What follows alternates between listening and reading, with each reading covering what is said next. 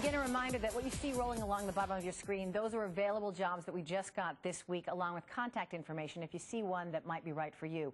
Also, if you've been on the job hunt and you need a little advice, you're wondering maybe your resume needs to be polished a little bit, maybe you need to do a little bit better in your next interview, Kristen Kane from Kane Partners is on my Facebook page right now. She's answering your questions. Just post them and she will answer.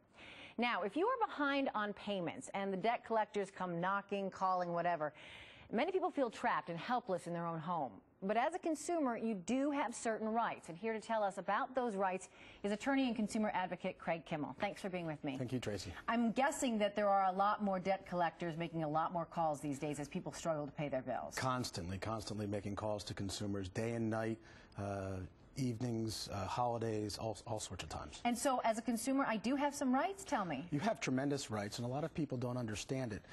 You have certain rights not to be called at certain times or places. You have rights to be spoken to with respect, and you have rights to tell the debt collector to leave you alone. What do you mean tell the debt collector to leave me alone, especially if I really do have a debt? Well, even if you do, there are debt collectors who call even if they're looking for friends, family, they confuse you with somebody else, a mistaken identity, or they think you have a debt you don't. Debt collectors will call you no matter what, but the law says you can tell them to cease and desist calling you, and they must respect that. And if they don't, they violated the law. And what kind of information do they have to give you when they call? What do they need to say up front to you? Well, they have to identify themselves, first and foremost, and make sure that they're talking, before they identify themselves, talking to the person that allegedly owns the debt. So they can't talk to your brother, your sister, your friend about your debt. They have to know they're talking to you, which means that they have to be careful not to say that they're a debt collector to anybody else. That's a violation. Let's talk about more of things that they can't do. They can't call you repeatedly, right? Correct. They can't call you repeatedly. They can't call you back if you hang up the phone and tell them not to call back. They can't call you right back.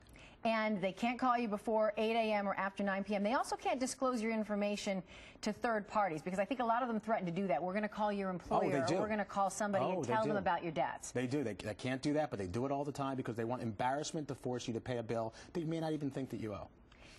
What if somebody violates this? What if a debt collector is violating all these don'ts that they're not supposed to be doing according to law? What should I do? Well, I will tell you the reason that they're doing it is because in the vast majority of cases, they will not get caught, but they might get paid. So that's why they do it. If it does happen to you, there are absolute rights under the Federal Fair Debt Collection Practices Act. That's what we do. We help people free of charge. We stop the harassment, and we get as much as $1,000 for the violation, plus attorney's fees.